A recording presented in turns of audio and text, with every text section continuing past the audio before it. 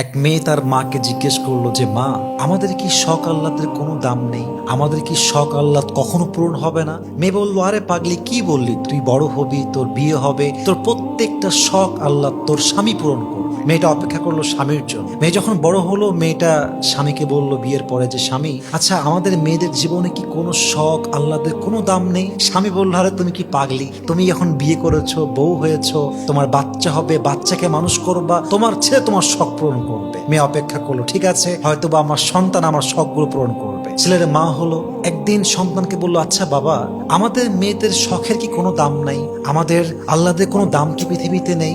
সন্তান বলছে, মা তোমার কি মাথা খারাপ? তোমার বয়স হয়ে গিয়েছে, তোমার এক পা কবরে ঢুকে গিয়েছে, তুমি এখন আল্লাহ বিল্লাহ করবা, কবরের ফিকির করবা। তখন মেয়েটা বুঝতে পারলো যে আসলে পৃথিবীতে নারীদের শখ বলতে কিছু নেই। পৃথিবীটা নারীদের আহ্লাদ পূরণের জায়গা নয়। নারীদের প্রথম এবং শেষ ঘর কবর ছাড়া আর কিছুই হতে পারে না, ঠিক কিনা?